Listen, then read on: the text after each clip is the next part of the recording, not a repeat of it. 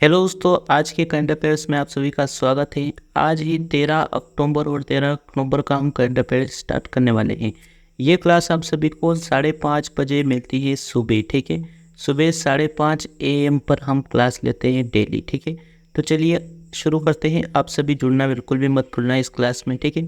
बहुत ही important question करवाए जाते हैं, सभी इंपॉर्टेंट करंट अफेयर्स भी करवाए जाते हैं। हाल ही में गंगा डॉल्फिन को राज्य जलीय जीव किसने घोषित किया था? उत्तर प्रदेश के द्वारा किया गया है। इंपॉर्टेंट पॉइंट के साथ आते हैं हम पूरी जानकारी के साथ। उत्तर प्रदेश के मुख्यमंत्री योगी आदित्यनाथ जी ने गंगा डॉल्फिन को राज्य जलीय जीव घोषित किया।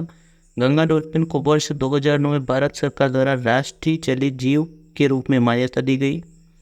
नेशनल डॉल्फिन डे 5 अक्टूबर को मनाते हैं। गंगा डॉल्फिन केवल मीठे पानी में रह सकती है और यह दृष्टिहीन होती है, ठीक है। और ये पराश्रव्य ध्वनियों का उत्सर्जन करके शिकार करती हैं। इसे सूसू भी कहा जाता है, ठीक है, सूसू भी कहा जाता है। उत्तर प्रदेश की राजधानी लखनऊ। योगी आदित्यनाथ जी मुख्यमंत्री हैं और राज्यपाल आनंदीबेन पटेल जी हैं, ठीक है। चलिए बढ़ते हैं हम अगले क्वेश्चन की ओर। उत्तर प्रदेश का पहला सौर शहर कौन बनने जा रहा है? तो ये अयोध्या बनने जा रहा है सौर शहर। इंपॉर्टेंट पॉइंट ही, उत्तर प्रदेश का पहला सौर शहर अयोध्या बनेगा। अयोध्या को प्रदेश का पहला सौर शहर बनाने का जिम्मा राष्ट्रीय ताप विद्युत निगम यानी कि NTPC को सौंपा गया। NTPC अयोध्या में 40 मेगावाट क्षमता का सौर ऊर्जा संयंत्र लगाएगा। सरयू नदी के किनारे एक सोलर पार्क भी बनाया जाएगा, ठीक है। और हाल ही में मध्य प्रदेश के सांची को देश का पहला सौर शहर घोषित किया गया है। ये भी पॉइंट ध्यान में रखना इम्पोर्टेंट है, ठीक है। बढ़ते हैं आगे अगले क्वेश्चन की ओर साथियों। अगला क्वेश्चन है हमारा, हाल ही में भारत और किस देश ने अपने 75 साल के राजनयिक संबंधों का जश्न मनाया? तो स्विट्जरलैंड के साथ मनाया गया है। इंपॉर्टेंट पॉइंट है, भारत और स्विट्जरलैंड ने हाल ही में अपनी दोस्ती के 75 साल पूरे होने पर भारत के उत्तराखंड क्षेत्र में बसे एक सुंदर कुमाऊं गांव में अपने फलदायी सहयोग का जश्न मनाया। स्विट्जरलैंड की राजधानी है बर्न और राष्ट्रपति एलन बर्टसेट हो जाएंगे, ठीक है। चलिए बढ़ते हैं हम अगले क्वेश्चन की ओर। हाल ही में चर्चा में रहे समक्का सरका केंद्रीय जनजातीय विश्वविद्यालय का संबंध किससे है? तो ये तेलंगाना के द्वारा है। इसका संबंध केंद्रीय मंत्रिमंडल में तेलंगाना में सरक्का केंद्रीय जनजातीय विश्वविद्यालय को स्वीकृति दे दी, जिसका नाम तेलंगाना राज्य में सम्मानित आदिवासी शख्सियत समक्का सरका के नाम द्वारा रखा गया है।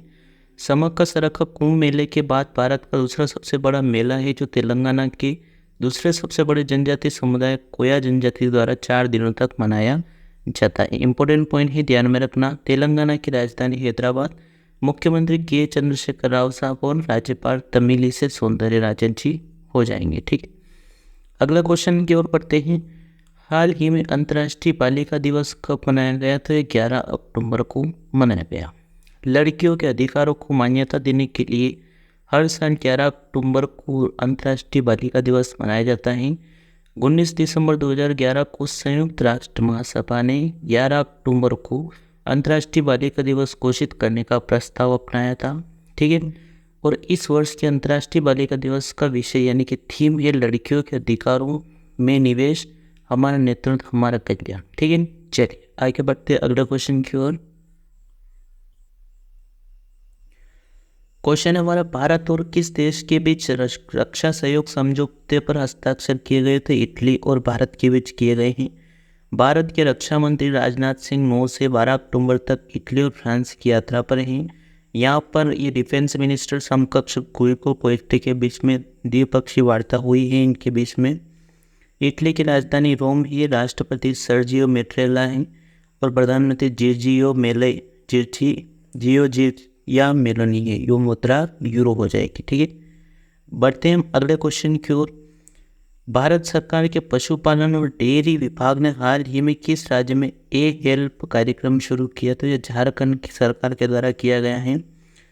हेल्प कार्यक्रम के अंतर्गत प्रशिक्षित हेल्प कार्यकर्ता पशुओं में विभिन्न संक्रामक रोगों को रोकथाम करने, राष्ट्रीय गोकुल मिशन के अंतर्गत कृत्रिम गर्भाधान, पशुओं की टैगिंग और पशु बीमा अपना महत्वपूर्ण योगदान देते हैं। भारत सरकार का पशुपालन डेयरी विभाग पहले ही बिहार, गुजरात, जम्मू कश्मीर, कर्नाटक, मध्य प्रदेश, उत्तराखंड में इस कार्यक्रम को शुरू कर चुका है, ठीक है। झारखंड की राजधानी स्थापना 15 अक्टूबर 15 नवंबर सन 2000 को हुई। मुख्यमंत्री हेमंत सोरेन जी हैं और राज्यपाल सीपी राधाकृष्णन जी हो जाएंगे। ठीक है, चलिए आगे बढ़ते हैं अगला क्वेश्चन की ओर। हाल ही में लेक लड़की प्यारी बेटी योजना किस राज्य में शुरू की गई? तो महाराष्ट्र के द्वारा की गई है। ठीक है, इस योजना के तहत परिवार को बालिका के जन्म के बाद 5,000 रुपये, कक्षा 1 में ब्रेस्ट देने पर 6,000 रुपये, कक्षा 6 के बाद 7,000 रुपये, कक्षा 11 के बाद 8,000 रुपये और 18 वर्ष की आयु पूरी करने पर 75,000 रुपये मिलेंगे इस योजना के तहत। ठीक है, और यह 1 लाख रुपये तक की वार्षिक आय वाले परिवारों पर लागू होगी, यानी कि 1 लाख तक की जिनकी वार्षिक आय है उनको ही ये सुविधा मिलेगी। ये योजना 1 अप्रैल 2023 के बाद जन्म लड़कियों पर लागू होगी। ठीक है, क्राइटेरिया है इसमें। ठीक, इस योजना का उद्देश्य बालिकाओं के जन्म और शिक्षा को बढ़ावा देना और बाल विवाह और कुपोषण को रोकना है। ठीक है, आगे बढ़ते हैं अगला क्वेश्चन की ओर। अगला क्वेश्चन है JNU द्वारा डायरेक्टरेट की मानद उपाधि प्राप्त करने वाली पहली महिला बनी है सामिया सुलूह हसन। ठीक है, तंजानिया की राष्ट्रपति सामिया सुलूह हसन को जवाहरलाल नेहरू विश्वविद्यालय द्वारा डायरेक्टरेट की मानद उपाधि सम्मानित किया गया और वह इस सम्मान से सम्मानित होने वाली पहली महिला बन गई। ठीक है, तंजानिया की राजधानी डोडोमा और मुद्रा शिलिंग हो जाएगी। ठीक है, आगे बढ़ते हैं अगले क्वेश्चन की ओर साथियों।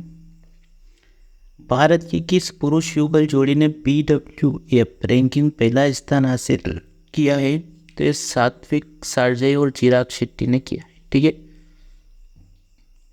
सात्विक सारजय, रंकी रेड्डी और चिराग शेट्टी की स्टार बैडमिंटन पुरुष युगल जोड़ी ने हाल ही में जारी BWF रैंकिंग में पहला स्थान हासिल किया।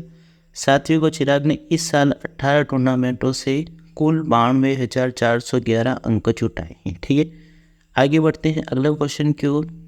37वें राष्ट्रीय खेलों में कितने खेल विधाओं को शामिल किया जाएगा? तो 43 को किया जाएगा, यानी कि 43 को।